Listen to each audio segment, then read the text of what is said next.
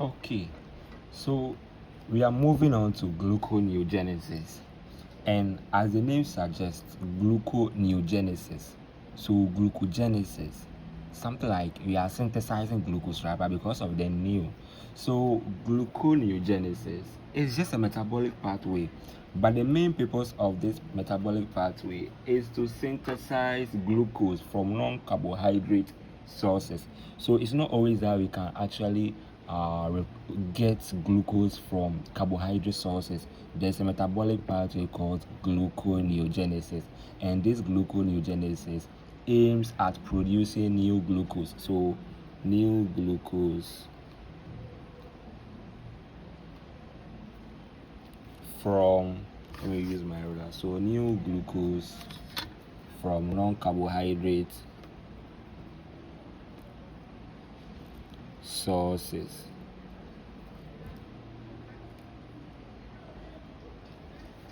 That is a gluconeogenesis. Are you all following? And it actually occurs mainly in the liver. So you could see that most of the metabolic pathways occurs in the liver, especially with respect to carbohydrates. So it occurs in the liver. Don't forget about that one. And why do we need gluconeogenesis, or what are the importance of gluconeogenesis? Okay, gluconeogenesis, we are synthesizing glucose from non-glucose or non-carbohydrate sources. Then some of the cells are there, especially brain cells and red blood cells. So brain cells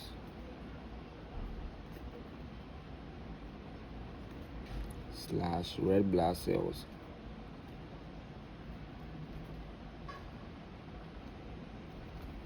These cells require glucose. They are glucose dependent. They completely depend on glucose. So if there is no glucose available, then this means that these particular tissues or cells are not going to function well. For that matter, gluconeogenesis, if there is no gluconeogenesis, then it's going to lead to a condition called the hypoglycemia. So always, hypoglycemia is a condition. It actually occurs when there is low or there is no glucose in the system, and the tissues that are glucose dependent will not be able to survive because they depend solely on glucose molecules. So now let's try and look at the importance of this particular gluconeogenesis, which is the metabolic pathway that we are seeing here. Now this gluconeogenesis, at least you can think about something, right? Gluconeogenesis, we are synthesizing glucose. So when there's a situation where the glucose level in the blood is very low, then gluconeogenesis will help maintain the glucose level.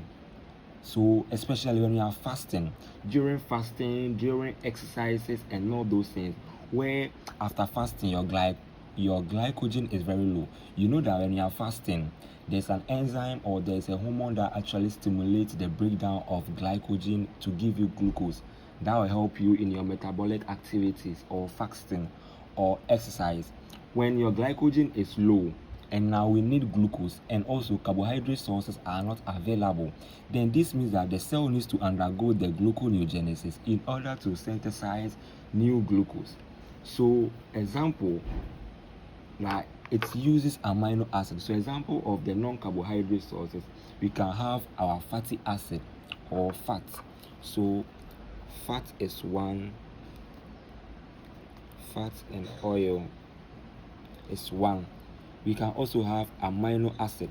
So even though amino acid is not a carbohydrate source, more like a protein, we can still have amino acid being converted to the glucose molecule in order to maintain homeostasis or balance in the sugar level of the blood.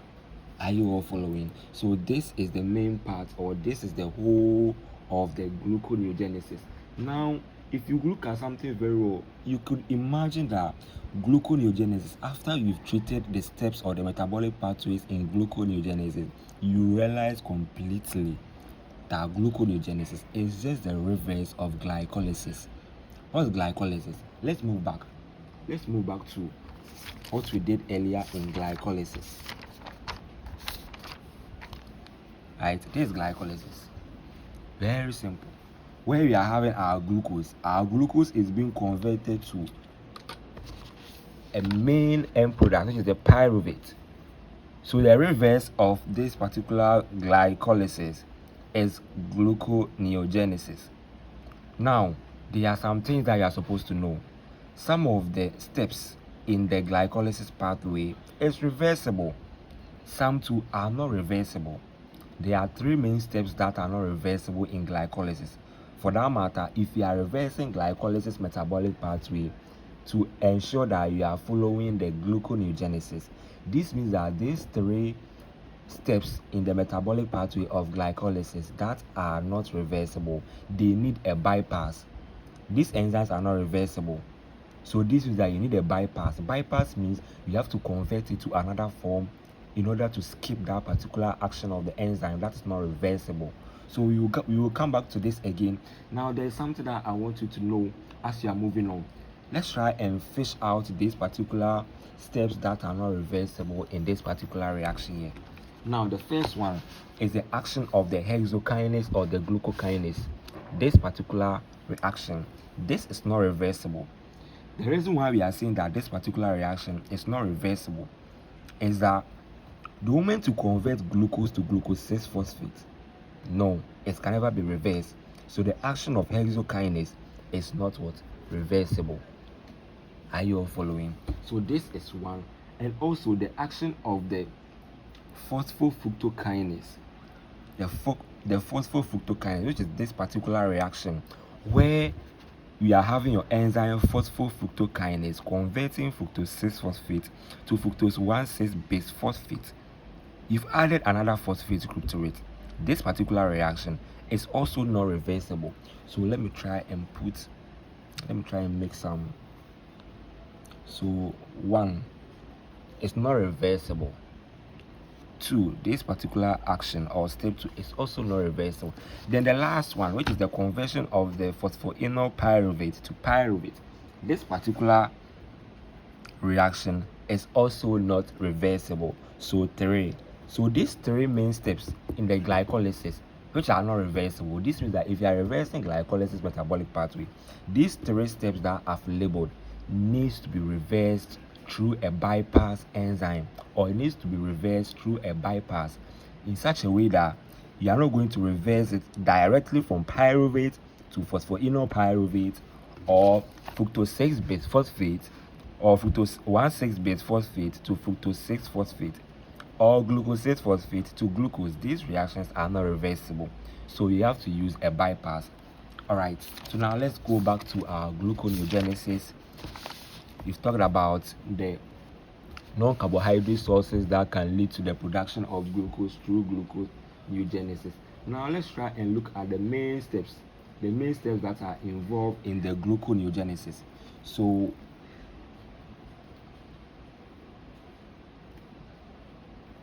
the metabolic pathway.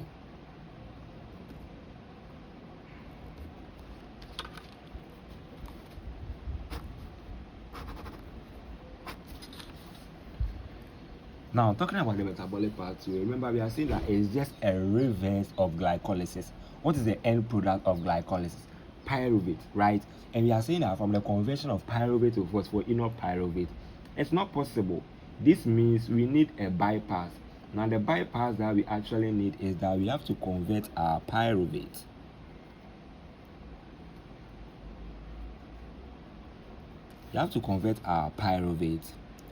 to oxaloacetate. When I say oxaloacetate, you should know where you find oxaloacetate. Krebs cycle, right? Alright, so oxaloacetate. Then from there, so you can even give the reaction of it. I'm going to give some of the reactions that involve here. The main enzyme that's actually involved in this conversion of pyruvate to oxaloacetate is pyruvate carboxylase. Pyruvate carboxylase, in the sense that the moment you have carboxylase, you are adding a carbon, right? Carbon in the form of carbon dioxide. So pyruvate is a 3-carbon molecule, and now we are converting it into oxaloacetate through carboxylation. We are adding a carbon. So now this means that Oxaloacetate is made up of 4 carbons. You get it? And it occurs in the presence of what? ATP and biotin. This particular process is ATP dependent. So ATP or biotin. And also, so the moment you're able to perform this particular reaction, or the moment you're able to perform this step, this means that you have bypassed the action of the pyruvate kinase. You have bypassed it. So this is the beginning of the gluconeogenesis that we are talking about. So I'll be writing down the enzyme. Let me try and write the enzymes here. So pyruvate carboxylase.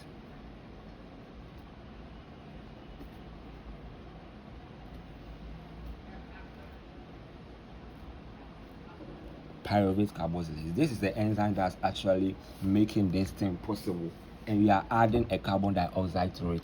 So you could see that there is a carbon dioxide here, CO2 coming in. Are you all following? So that's how we actually fish out our metabolic pathways, or that's how we draw our metabolic pathway. Then from 2, so now that we've bypassed the pyruvate, now that we've bypassed the action of this kinase, which is the pyruvate kinase, now as we are having our oxaloacetate, now oxaloacetate can be converted to phosphoenol pyruvate. So now we have converted our pyruvate to phosphoenol pyruvate by having a bypass, which is the oxaloacetate. So oxaloacetate to phosphoenol pyruvate.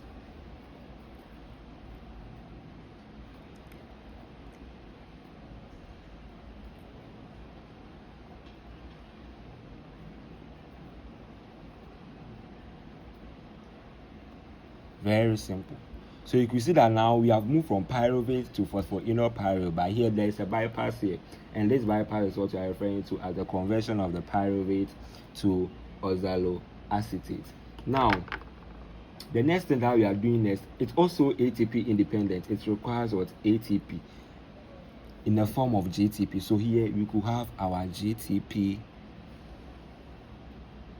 Remember, GTP is also an energy equivalent similar to ATP, right? And then phosphoenol pyruvate. So right now what you are having here, phosphoenol pyruvate, after the conversion of this pyruvate to phosphoenol pyruvate, what do you think happens? Phosphoenol pyruvate is also a 3-carbon molecule. So this means that even though with the action of the GTP, there is also a removal. There is a removal of carbon dioxide again. Are you getting it? So now there's a carboxylation and there's what? Decarboxylation. Are you following? So now phosphoenol pyruvate, which is the PEP, it should also tell you that this one is a 3-carbon molecule. Now let's move on. So the enzyme that we are actually, usually this enzyme, we write it in the short form, which is the PEPCK. So PEPCK. If you're able to remember this, then obviously the moment you see PEP means the phosphoenol pyruvate. Then what is the CK? The CK is what? Carboxykinase. So carboxykinase. So PEP, let me try and write it here because it might not go there. PEPCK means phosphoenol.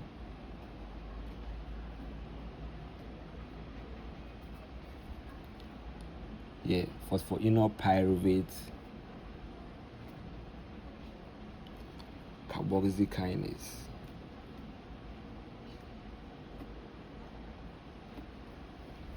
Right. Oh, simple. So now we have converted from pyruvate to phosphoenol pyruvate. Now the reverse continues. Now we are going to reverse our pathway, which is the glycolysis, until we reach a point where the enzyme there is also not reversible. So now let's go back to make things very simple. Let's go back to our glycolysis. Now this is the glycolysis. Now we have converted from our pyruvate to phosphoenol pyruvate. So from phosphoenol pyruvate we are going to 2-phosphoglycerate, And that's what you should know. So you could see that from 2-phosphoglycerate, I don't want to come back to this again. So from 2-phosphoglycerate, you are going to 3-phosphoglycerate, and from 3-phosphoglycerate, you are going to 1,3-base phosphoglycerate. Then from 1,3-base phosphoglycerate, you are going to the 2, which is the glyceraldehyde, and also our which is the glyceraldehyde and our dihydroacetone. These two things come together, they isomerize, which is the DHAP. The DHAP isomerize to give you glyceraldehyde 3-phosphate, and the two of them gives you the 2-pyruvate that you have been talking about here. So from here we are moving to our 1,3-base phosphoglycerate. Then from our 1,3-base phosphoglycerate, you are going to glyceraldehyde 3-phosphate, which is the two of them. So now let's go back, and always note that when you are having your glyceraldehyde 3-phosphate, one of them will convert or isomerize back to the dihydroacetone. Now these two will combine to give you your fructose 1,6-phosphate. Remember, you are reversing glycolysis, so fructose 1,6-base phosphate. Then when we get to this side is also a bypass. This enzyme is not reversible, so we have to bypass this one. In the process of bypassing it, you also get there. So now let's come back to our gluconeogenesis. So from phosphoenol pyruvate, now we are moving to the 2-phosphoglycerate. So 2-phosphoglycerate. Then from 2-phosphoglycerate, and remember, because the enzymes are reversible, it is the same enzyme that is what catalyzing these particular steps in glycolysis. Then from 2-phosphoglycerate, you are moving towards 3-phosphoglycerate. So you are reversing everything like you see. So 3-phosphoglycerate. Then from 3-phosphoglycerate, where are you moving to this? We move to the compound that we are having the 2 of the phosphate group there, which is the 1,3-base phosphoglycerate. So 1,3-base phosphoglycerate. All right. So from 1,3-base phosphoglycerate, remember we are reversing everything. So here we move to our 2 main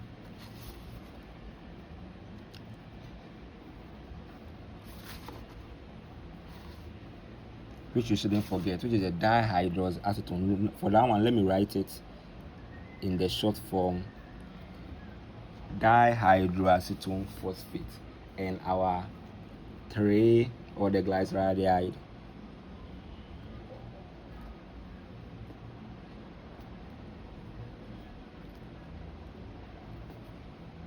Glyceraldehyde 3-phosphate.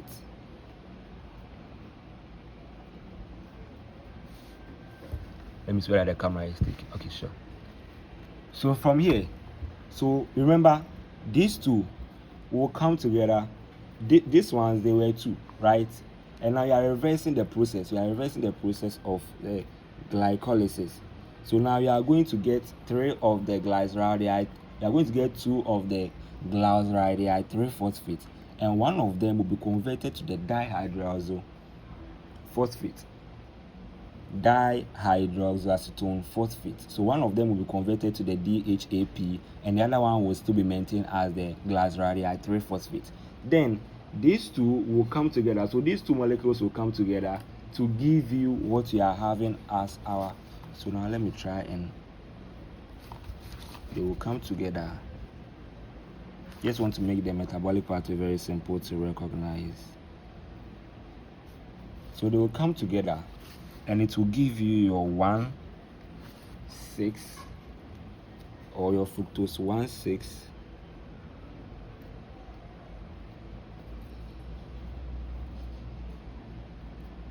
fructose 1,6-base phosphate.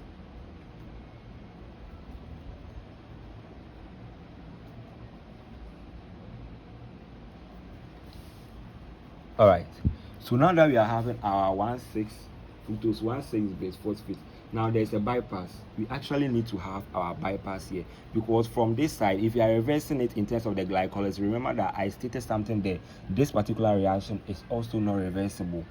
Okay, this particular step from conversion of the fructose 1,6 base phosphate to fructose 6 base phosphate, this particular reaction is also not possible. So we need a bypass.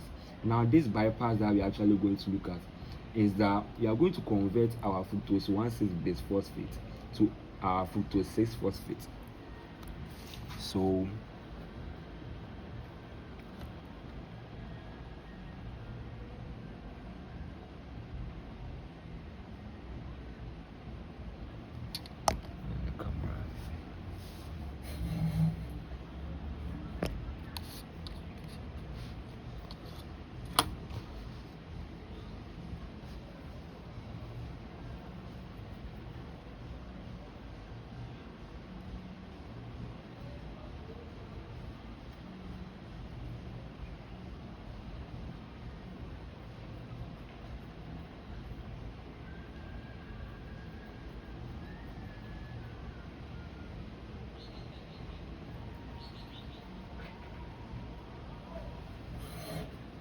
alright, sorry guys. So fructose 1,6 base phosphate. Now we are moving to fructose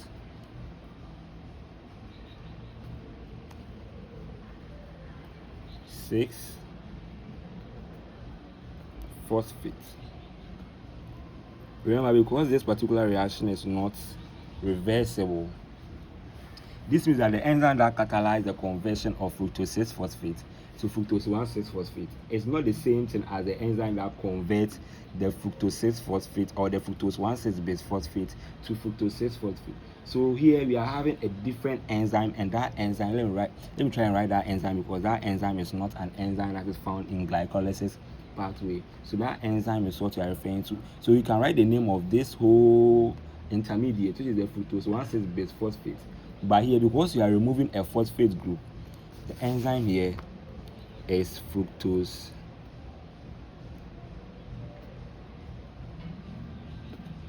1,6 base phosphatase. Remember, we are removing a phosphate group, so fructose 1,6 base phosphatase. So this is the enzyme that's actually converting your fructose 1,6 base phosphate to fructose 6 phosphate. And what do you think happened here? We are having 2 phosphate groups, and now we are having 1 phosphate group. So this was that there was a removal of a particular thing, which is what one of the inorganic phosphate group from carbon 1 of the fructose 1,6 base phosphate to give you the fructose 6 phosphate. Now this particular reaction here is activated by ATP.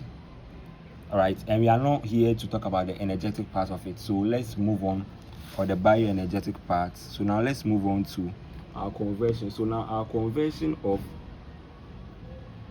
fructose 6 phosphate,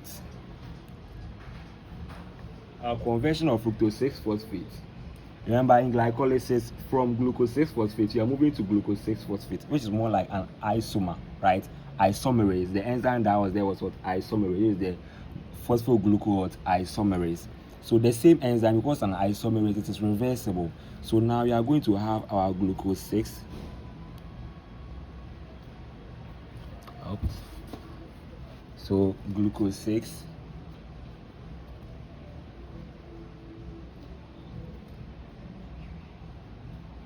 now you've converted from what? Fructose 6 phosphate to glucose 6 phosphate, because it's the same enzyme, right? Now that we are having our glucose 6 phosphate, now we need to convert it to what? To glucose itself, which is the main thing that we actually need. Now we need to convert it into glucose. Now here too we need a bypass. The reason why we actually need a bypass here is that the hexokinase, the action of hexokinase, is not reversible. So we need a bypass. So for us to have a bypass, then this means that this is supposed to be moved. This glucose 6 phosphate will be moved to the liver. Okay, and remember, this liver is having a special enzyme called the glucose 6-phosphatase. This is the enzyme that removes phosphate group from glucose. So the enzyme that we need here, so it will be sent to the liver. Let me just put something there to indicate that it will be sent to the liver. That's why when we are starting, we are seeing that the gluconeogenesis usually occurs in the liver. So it will be sent to the liver.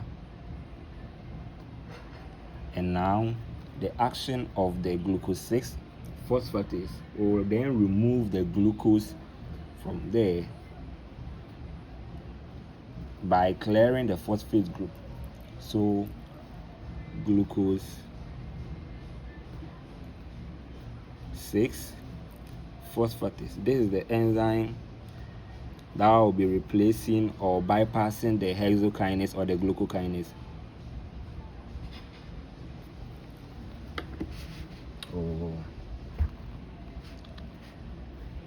So now you can see that we have converted everything. Now there is something I want us to talk about after the metabolic pathway. So let me go to the metabolic pathway with you again. Talking about the gluconeogenesis, this is the metabolic pathway. You are having a pyruvate. From pyruvate straight to phosphoenolpyruvate, it's not possible. It needs a bypass. So the intermediate here is the oxaloacetate. And the enzyme that is required here is the pyruvate carboxylase. Carboxylase because you are adding a carbon to it in the form of carbon dioxide to have your oxaloacetate. Now your oxaloacetate needs to be converted back to phosphoenolpyruvate again. This phosphoenolpyruvate is a 3-carbon molecule, meaning you have to remove back the carbon that we added in the form of carbon dioxide again. And it's occurring, or it is energy dependent, which is what it requires a GTP, of which GTP is equivalent to ATP, 1 ATP. So now that we are having our phosphoenolpyruvate, the enzyme that's actually required here in this particular step is the phosphoenolpyruvate carboxykinase. So the only thing you're supposed to keep in mind is the carboxykinase. That's the only new thing here. Now from the conversion of phosphoenolpyruvate, it follows the reverse of the glycolysis process where we are moving to the 2-phosphoglycerate. Then from 2-phosphoglycerate, you are moving to the 3-phosphoglycerate. Then from 3-phosphoglycerate, you are moving to the 1,3-base phosphoglycerate. Then from 1,3-base phosphoglycerate, we are moving to our 2 isomers, which is the glyceraldehyde 3-phosphate and also our dihydroxyacetone phosphate.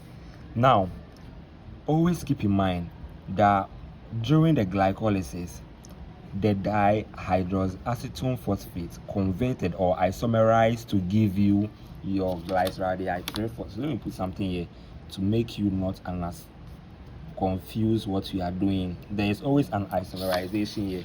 So if you are moving through our glycolysis, you are going to have your dihydroxyacetone isomerizing to give you your glyceraldehyde 3-phosphate before it combines to give you 2 of the 1,3-base phosphoglycerate.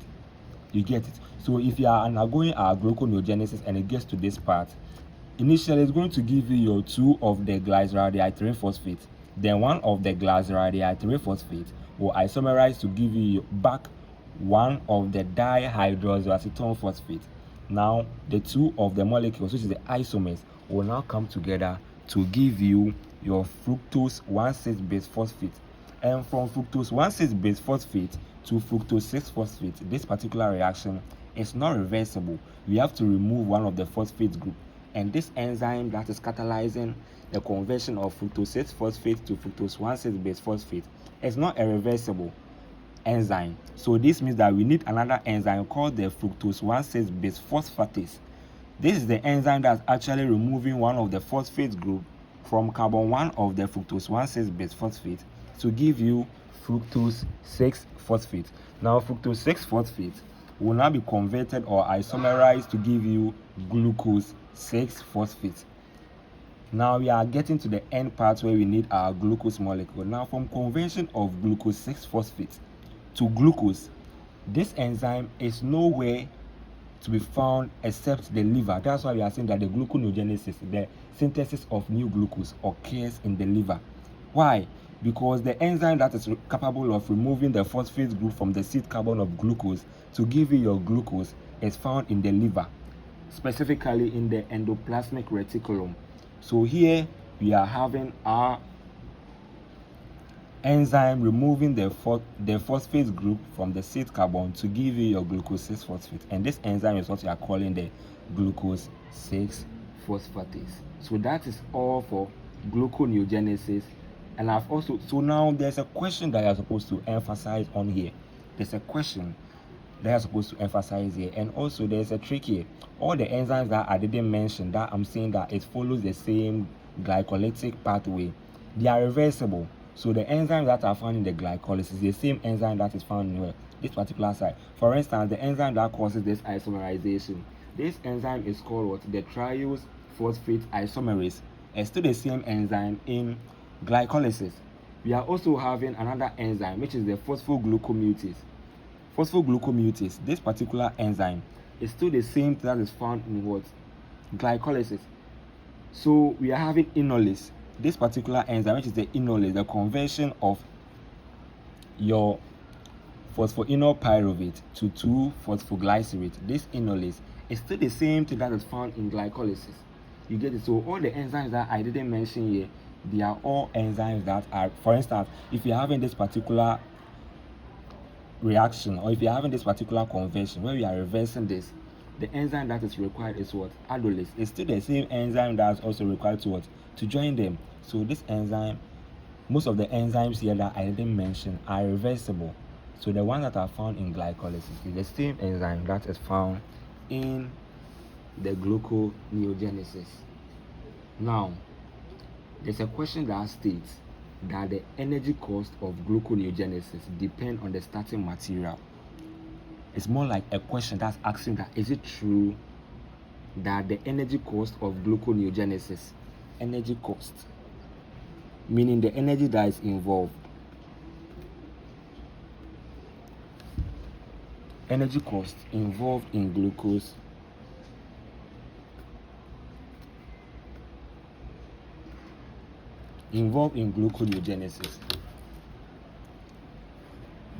is it true? Yes, that statement is true. It is true because depending on where you are having your starting material will determine the amount of energy that is required. For instance, you could see that we are starting from pyruvate. It requires some amount of energy. Some of them are energy dependent. If you start from other starting materials, so you are going to end up having lesser amount of energy as compared to the one that you are starting with the pyruvate. So the energy cost of gluconeogenesis varies, or yes, it depends on the starting material. So obviously your answer should be yes. It depends on the starting material.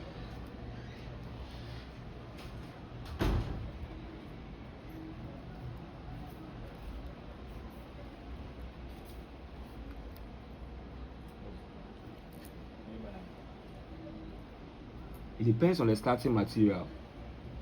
Why? For you to make glucose, the substrates are different, and this substrate that, or the starting material that you are actually going to start with for the gluconeogenesis, it can enter the metabolic pathway in different locations.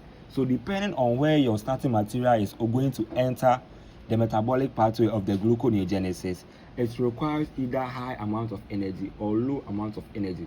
For instance, the conversion of pyruvate to oxaloacetate, this one requires energy. This one's an energy dependent. Also, the conversion of oxaloacetate to the phosphoenol pyruvate, it also requires energy. So here for one glucose, which is from pyruvate, it's actually what it needs, because remember here we are having 2 of the pyruvate. Everything that we are having here is 2. So if you need 1 energy here, multiply by 2, we are having 2 of the ATP or GTP. The same thing here to us also, we are having 4 amounts of ATP that is required, plus NADH, which is the energy equivalent or the reducing equivalence that will make this particular metabolic pathway possible. So if you are starting with pyruvate, obviously just note that your energy cost is very expensive. However, when you are starting from other starting materials like glycerol,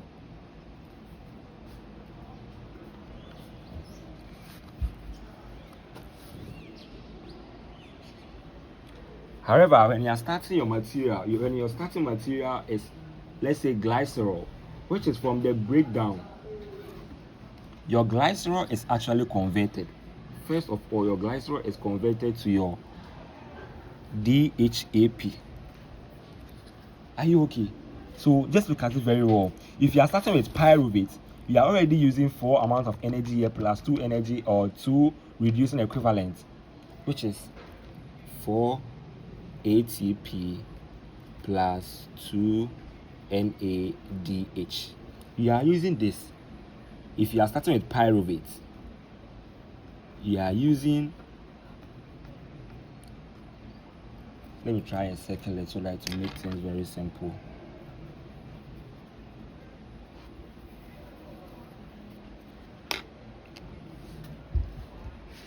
Oh, sorry.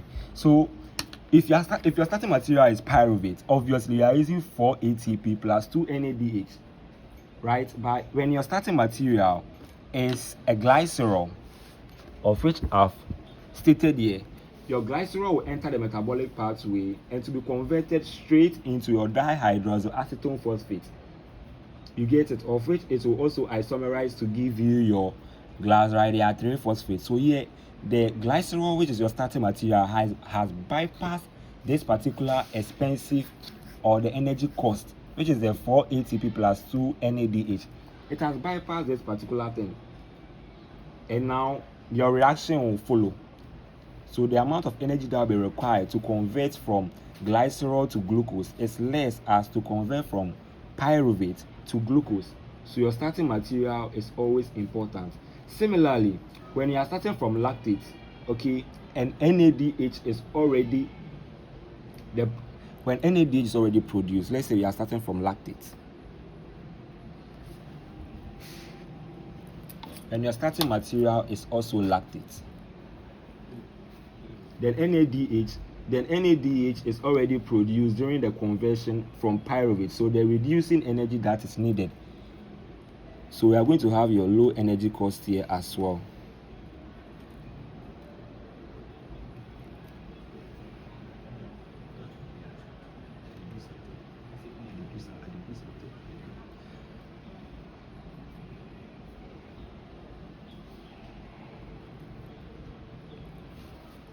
Alright, sorry guys.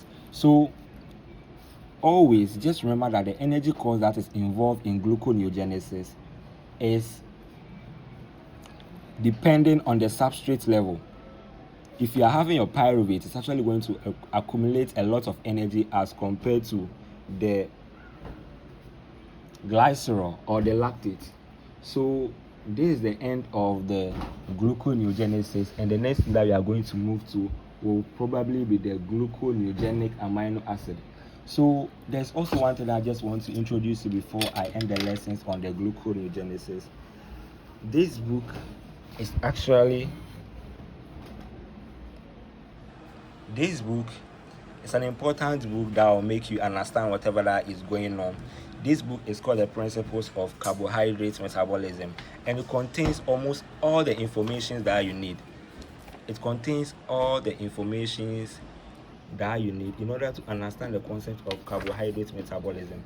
All the metabolic pathways are inside.